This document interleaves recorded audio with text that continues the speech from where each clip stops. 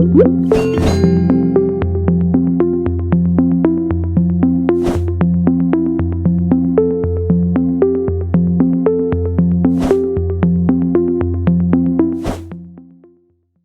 a dejarle la palabra a Ángeles Lucero con su tema de protocolo y los minutos que te quitamos te los reponemos al final. Muchas gracias, Ángeles, tuyo es el micrófono.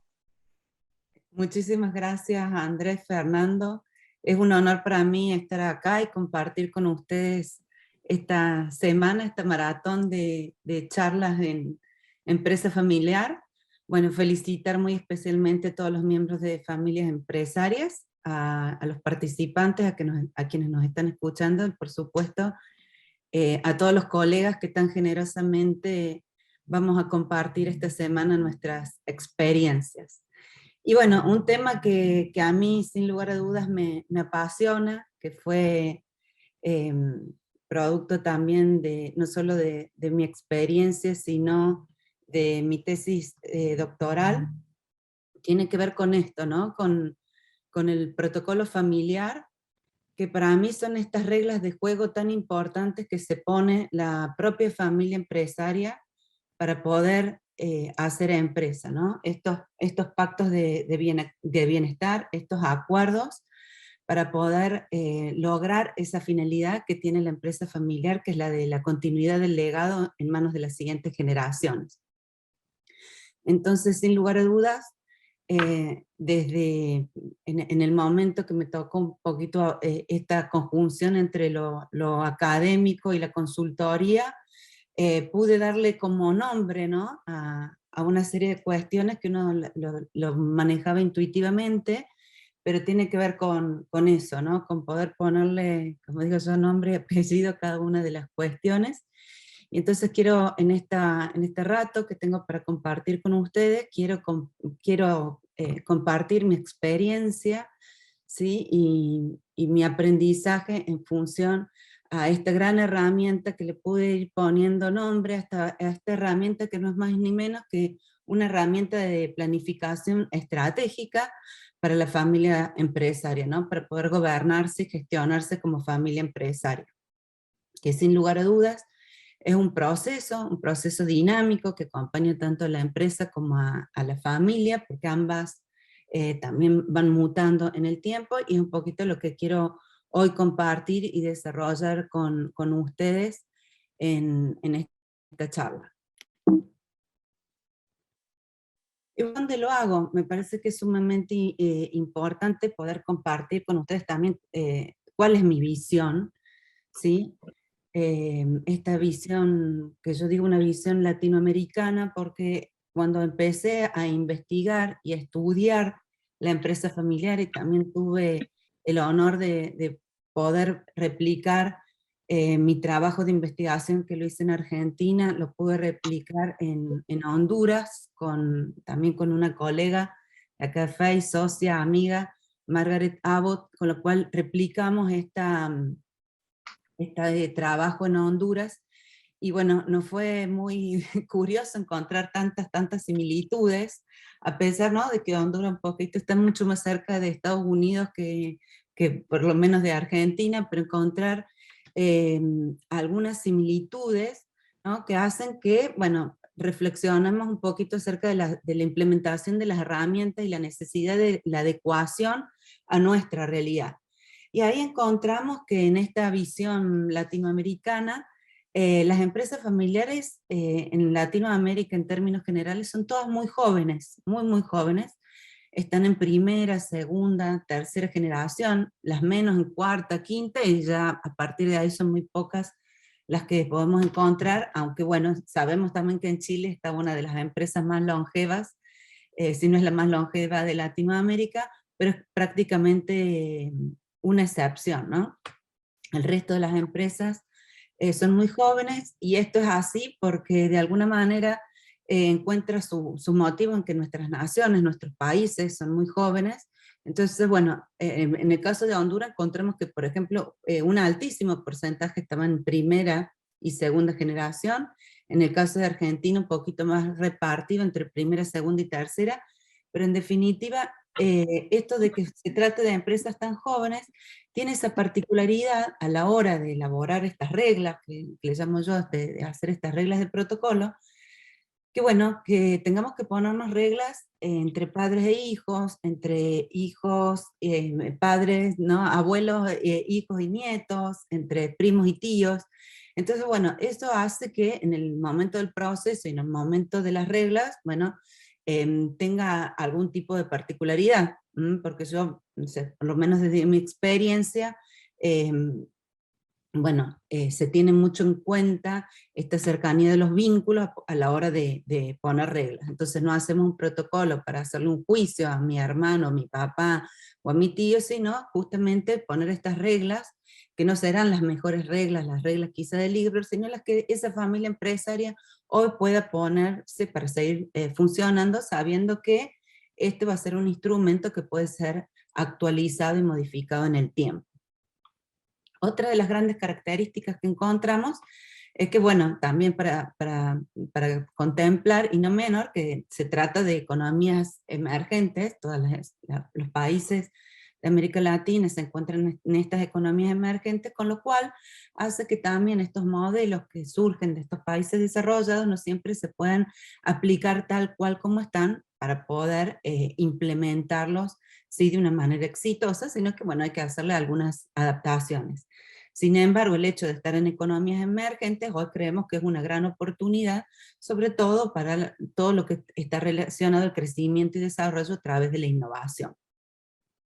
Otro aspecto no menor a tener en cuenta a la hora de hacer un protocolo familiar es el tema cultural, ¿no? Sabemos que bueno, para nosotros en Latinoamérica es sumamente importante, ¿sí?, tener en cuenta que la familia tiene un peso sumamente relevante a la hora de hacer este documento, ¿no?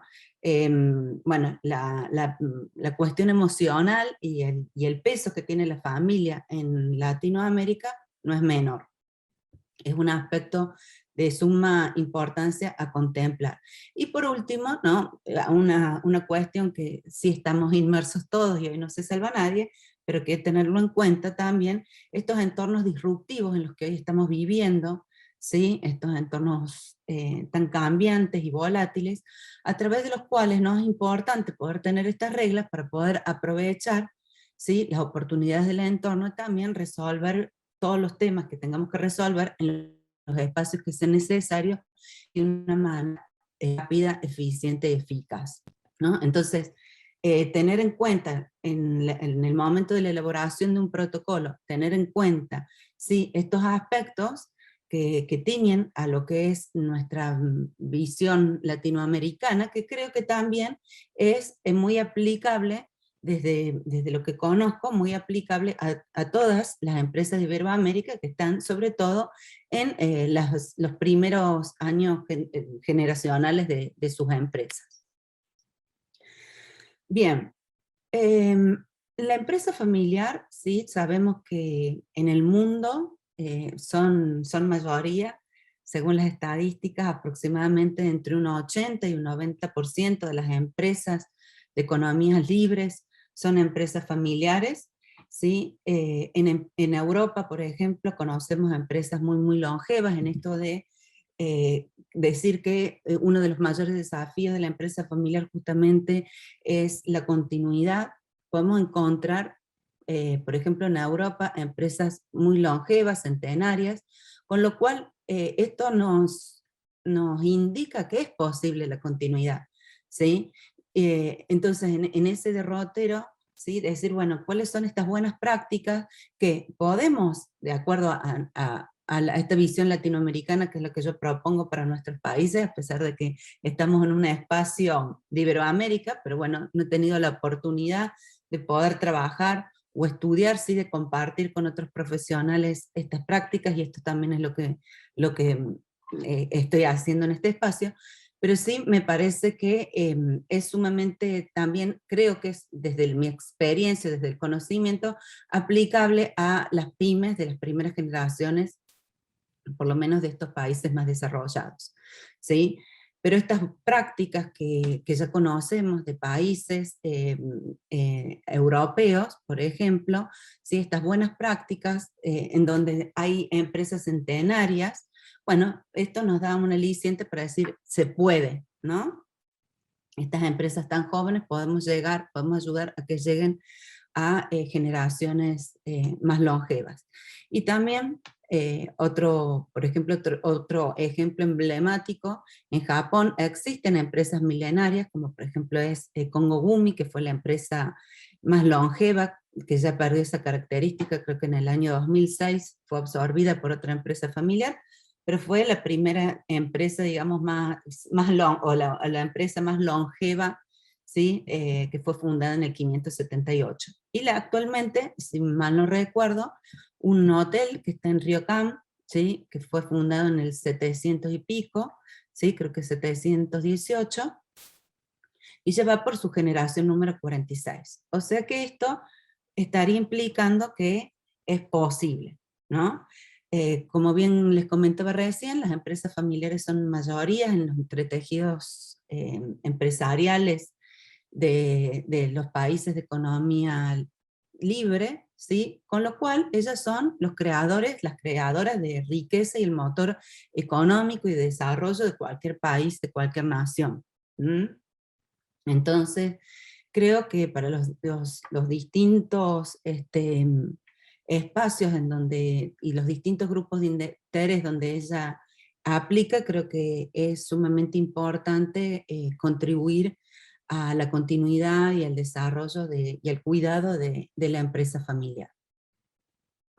Sabemos que la empresa familiar, por definición, se la representa con estos dos círculos, ¿no? Es decir, bueno, sistema empresa, sistema familia, en donde hay un solapamiento, ¿sí? de ambos círculos, y donde se dice que, bueno, son sistemas opuestos, ¿sí?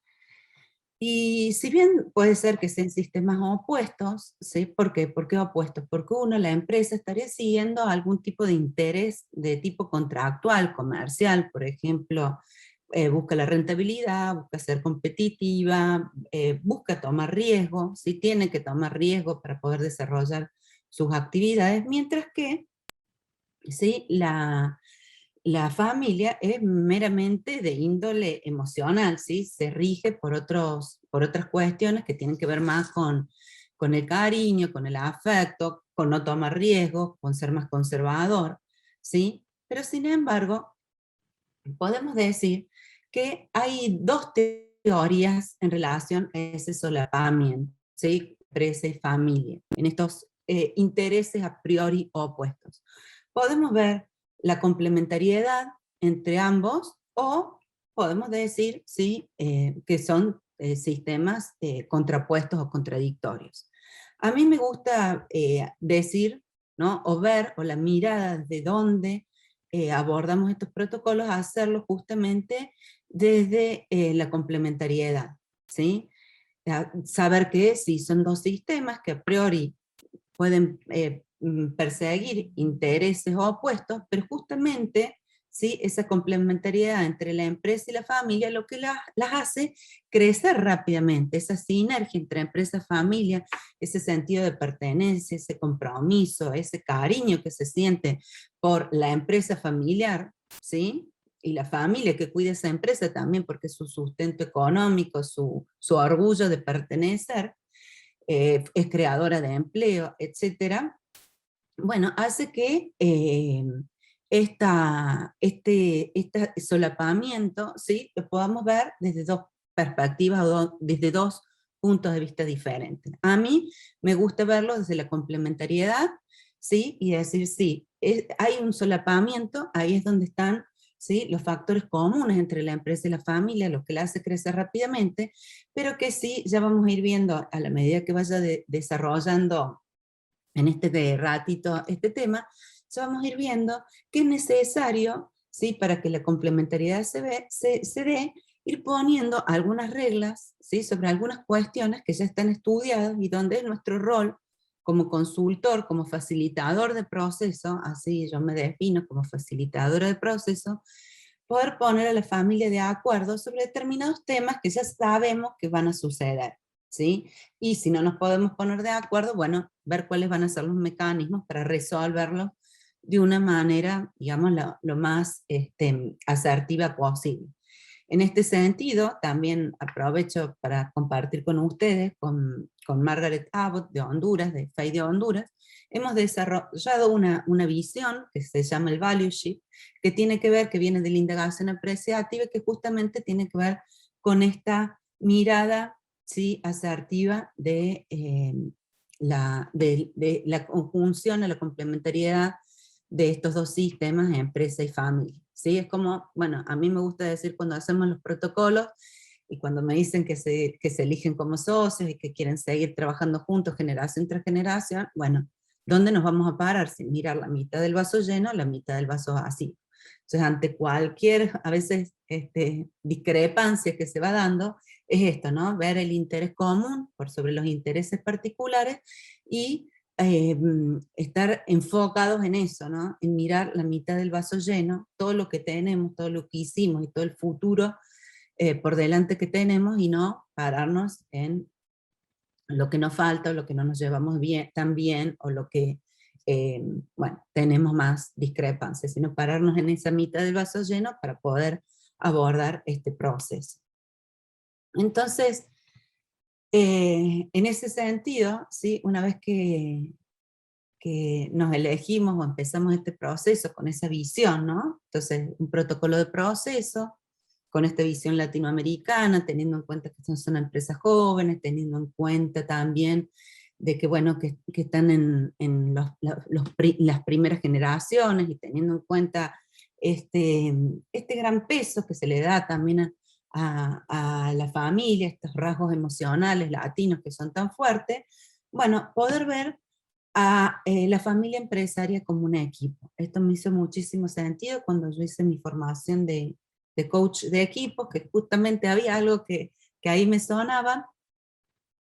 Y bueno, es esto, ¿no? Justamente ver a la familia, ¿no?, como un grupo de personas unidas por un lazo sanguíneo o legal, sino, ¿no?, porque este grupo, que los grupos, ¿sí?, son conjuntos de individualidades, donde cada uno persigue su propio fin. Entonces a mí me gusta ver, no como grupos, sino como equipos, sino un conjunto de personas, ¿sí?, que siguen un propósito común.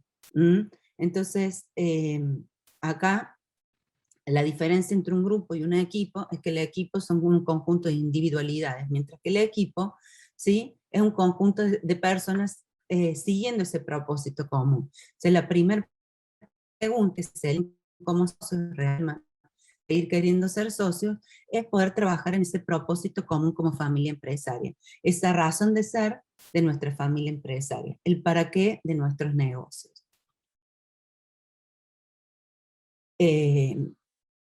Como bien les comentaba al inicio, ¿sí?, en esto de las familias empresarias como equipo, somos un conjunto de talentos, ¿sí? No todos podemos tener las mismas habilidades o las mismas capacidades, sino que justamente tenemos habilidades complementarias. A mí me gusta siempre hacer esta analogía con el partido de fútbol o con la orquesta, ¿no? En un partido de fútbol no todos podemos, no todos vamos a tener los mismos talentos, uno estará en el largo, otro estará en la media cancha y otro será el que hace el gol, ¿no? Somos una conjunción de talentos. Entonces la familia empresaria, muchas veces pensamos que todos los hijos tienen que tener las mismas habilidades, las mismas capacidades, o las nuevas generaciones. Y sin embargo esto no es así, y a medida que va pasando generación tras generación, bueno, la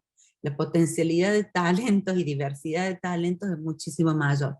Entonces una invitación también cuando hacemos estos procesos de protocolo es a reconocer los talentos que tiene el otro y poder verlos, ¿sí?, como complementarios, y no pararme en aquello, como no, en esta mirada del value shift, no pararme en aquello que me falta, sino por el contrario, aquello que nos hace fuerte y todo eso que nosotros tenemos como familia empresaria. Y visto desde ahí, ¿sí? Bueno, la familia empresaria se constituye en un gran equipo con un propósito en común y con todos estos talentos, ¿sí?, que tienen dentro de la familia empresaria para poder hacer empresa y dar la continuidad, reconociéndonos diferentes y cada uno con dones y talentos diferentes. Entonces, bueno, un poco ya he recorrido este camino, ¿sí? Nos elegimos como socios, definimos el propósito, definimos desde dónde vamos a hacer este protocolo, desde qué mirada, esta mirada asertiva, esta mirada desde el valueship, nos vemos como equipo, definimos nuestro propósito, ¿sí? Y empezamos a trabajar en lo que es justamente este protocolo familiar.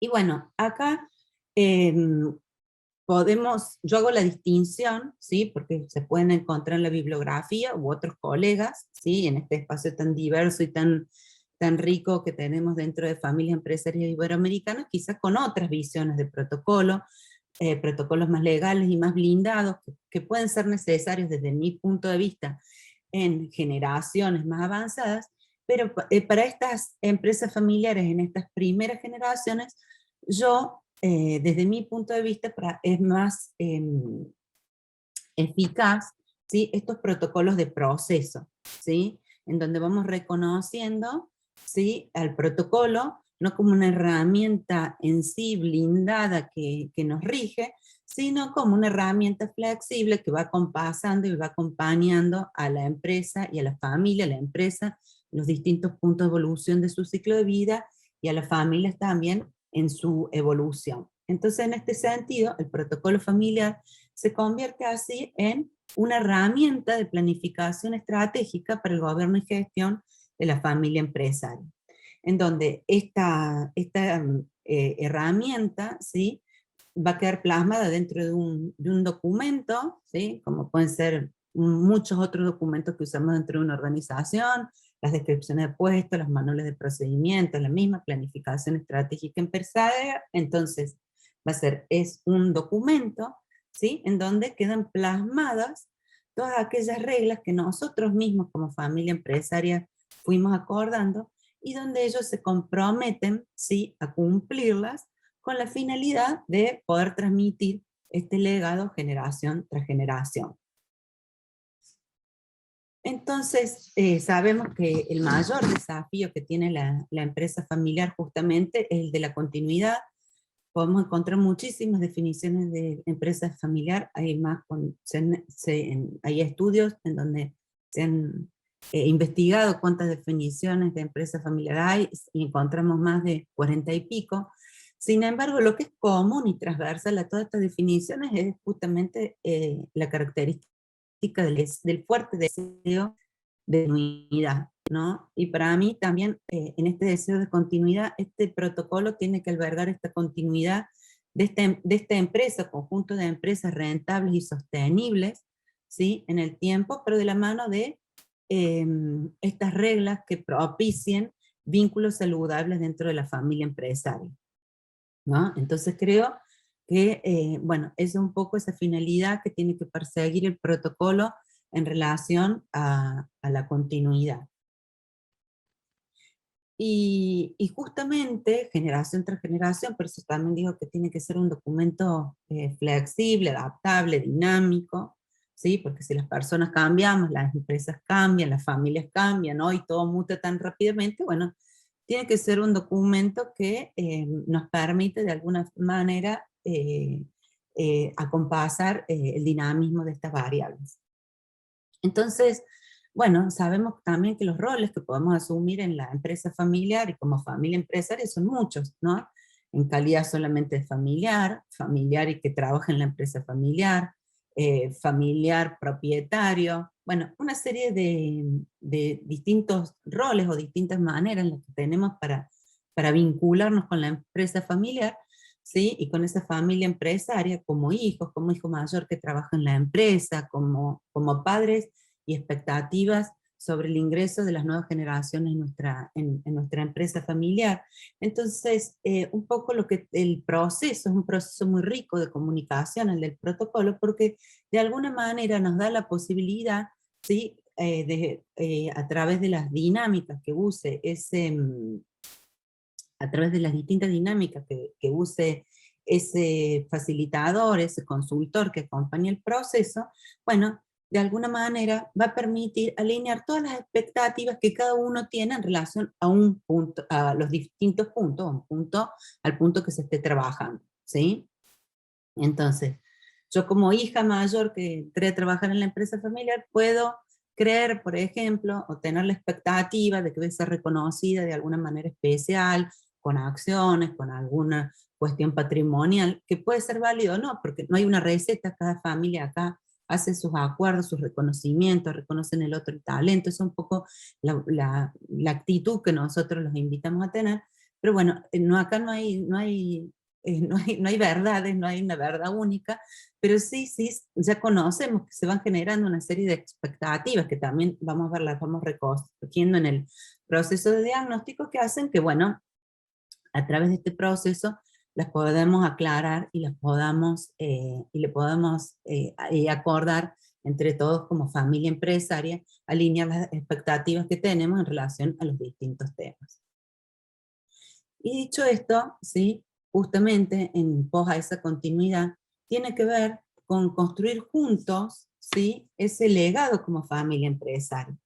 ¿Y de qué hablamos cuando hablamos del legado como familia empresaria? Y justamente hablamos no solamente de ese capital tangible, perdón, de la empresa familiar, sino por sobre todo justamente el del capital intangible, ¿sí? Como familia empresaria, que hace a lo que yo siempre digo que hay que cuidar muchísimo, es nuestra marca como empresa familiar, nuestra marca como familia empresaria, ¿no? Toda esa historia, ese apellido, esos valores, esas tradiciones, esa manera tan particular que tiene esta familia empresaria de hacer empresa.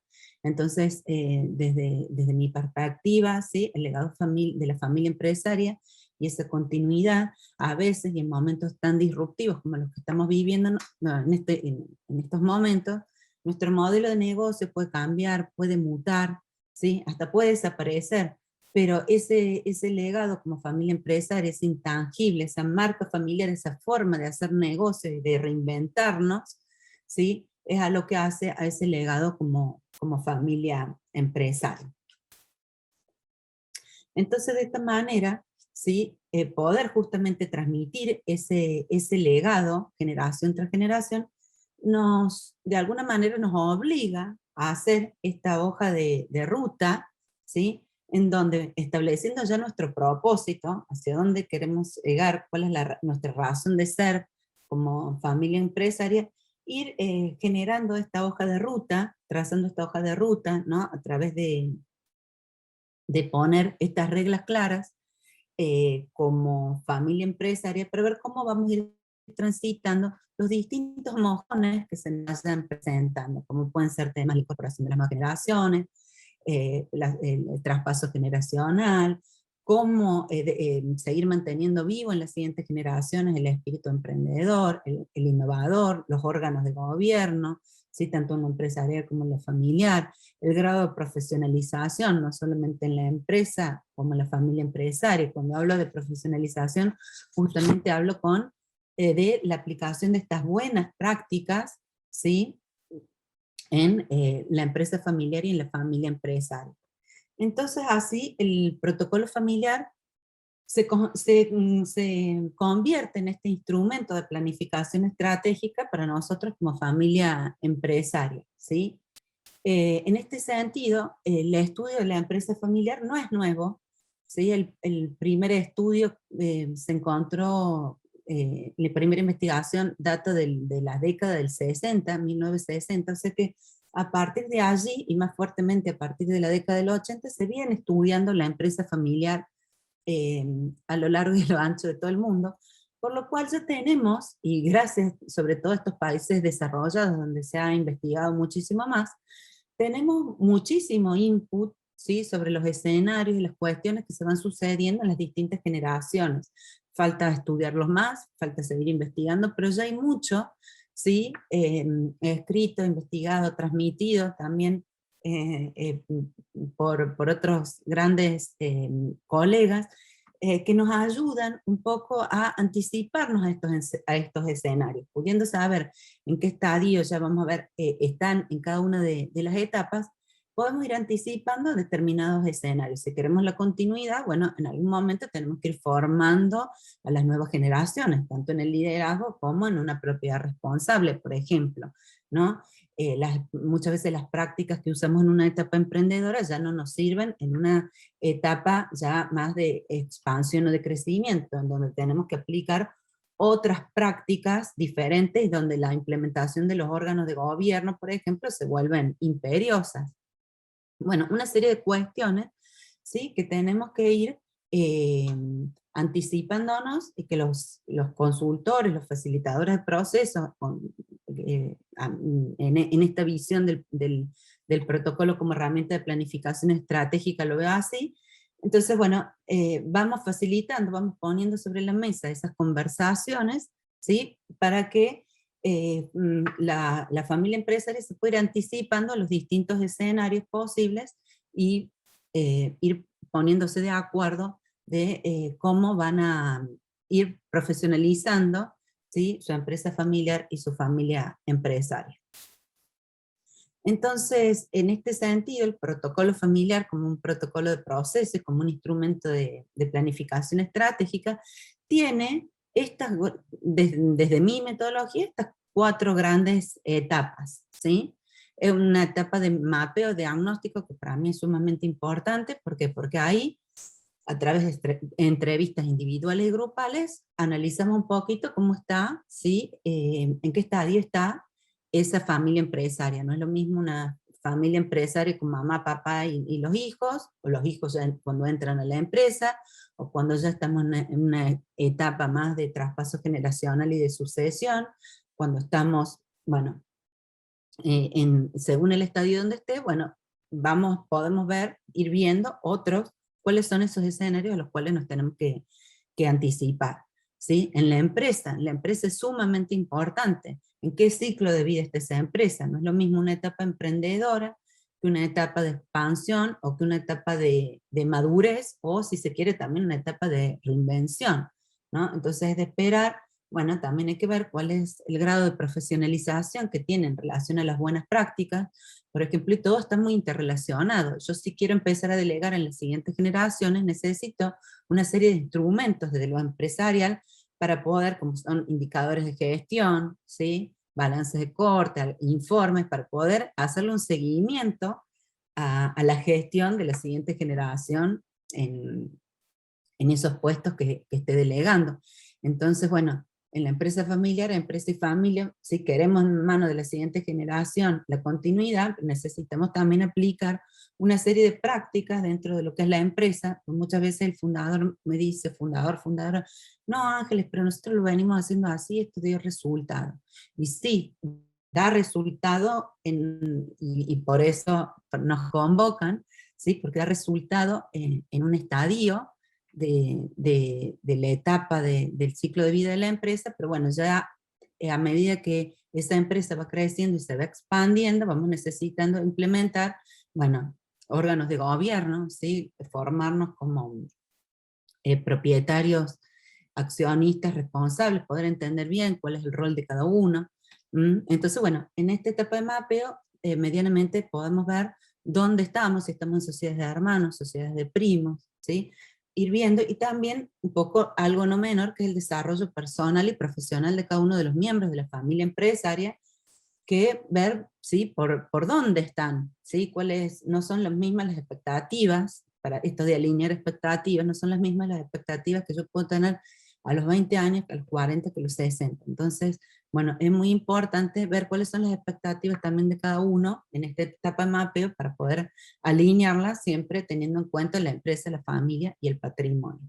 Y ahí luego pasamos a un proceso de elaboración, ¿sí?, donde, bueno, con este mapeo se van listando todos los temas a tratar, y a partir de ahí, ¿sí?, son procesos de comunicación donde la familia se va poniendo de acuerdo, van poniendo estas reglas de juego, ¿sí?, pero luego implementarlas a través, lo ideal es un consejo de familia, y tener en cuenta todos los mecanismos de actualización, ya que dijimos que tenemos que velar porque sea un instrumento vivo, dinámico, flexible y adaptable a la realidad de esa empresa y de esa familia.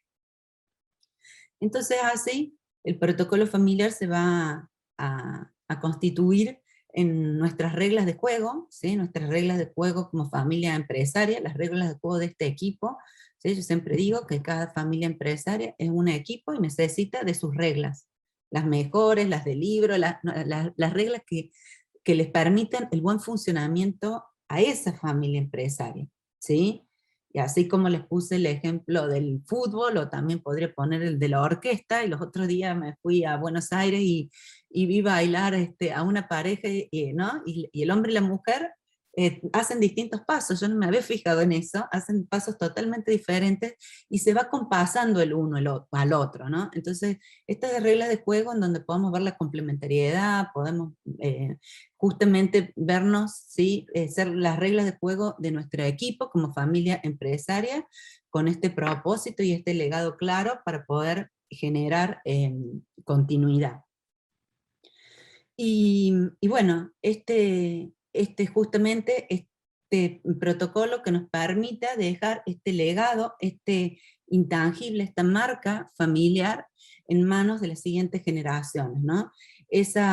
Yo le llamo, cuando hacemos el protocolo, ¿no?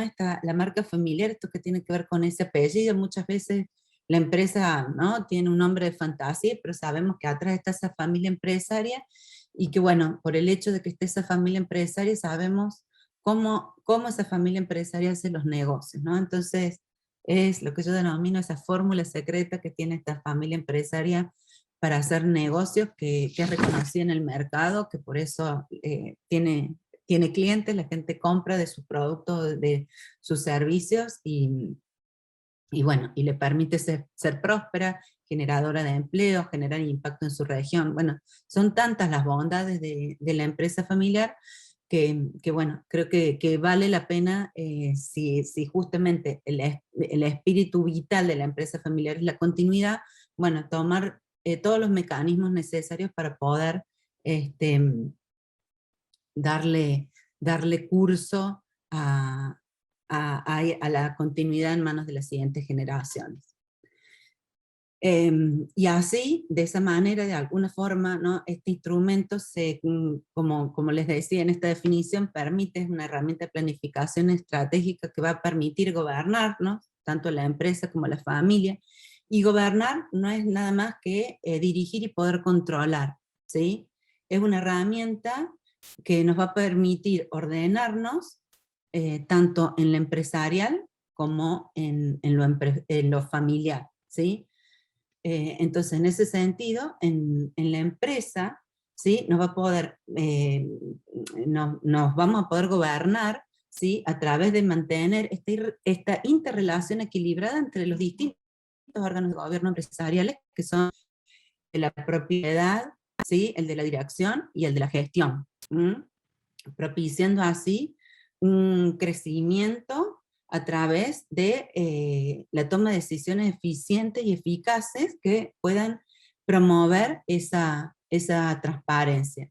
Y desde lo familiar, ¿sí? También mantener una interrelación equilibrada entre los distintos órganos de gobierno familiar, como lo son el Consejo de Familia, la Oficina Patrimonial y los otros comités de medida, que ya seguramente en las otras charlas serán desarrollados con mayor profundidad, ¿no?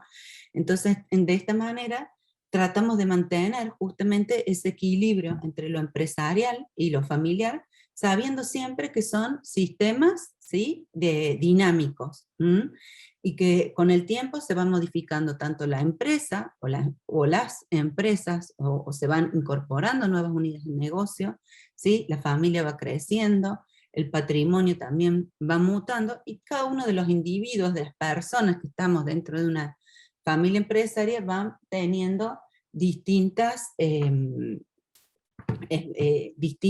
expectativas a lo largo de su vida. Esto se va modificando. Entonces, bueno, creo que en ese sentido es sumamente importante.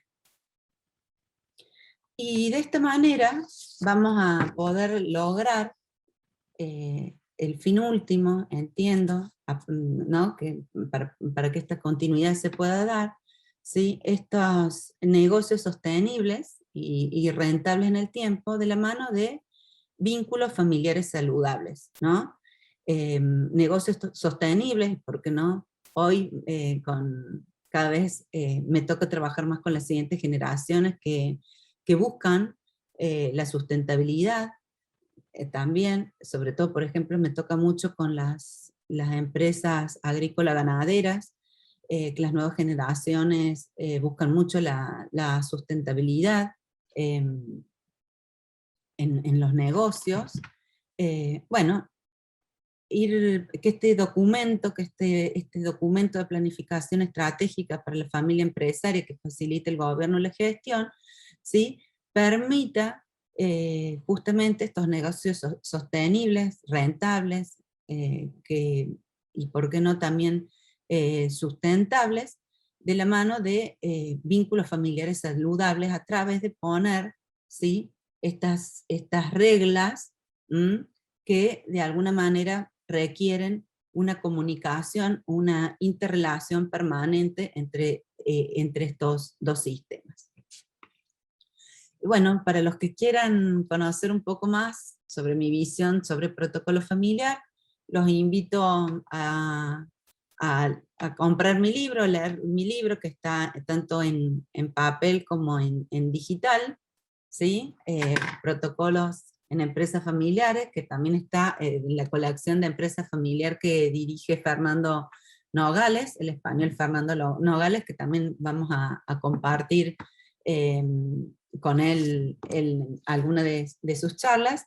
Y bueno, este es el trabajo, ¿sí? Un poco el resumen de mi visión sobre el protocolo familiar, tanto desde mi experiencia profesional y validado, ¿no? Por la investigación académica, que fue un poco el resultado de mi tesis doctoral, y después que muy generosamente lo pudimos aplicar conjuntamente con la Cámara Hondureña de la empresa privada en Honduras, y poder reafirmar, y ojalá se puedan sumar otros países a seguir estudiándolo y ver las similitudes. Así que bueno, creo que estamos más o menos con el tiempo, me pasé lo prometido para que podamos dialogar y hacer algunas preguntas.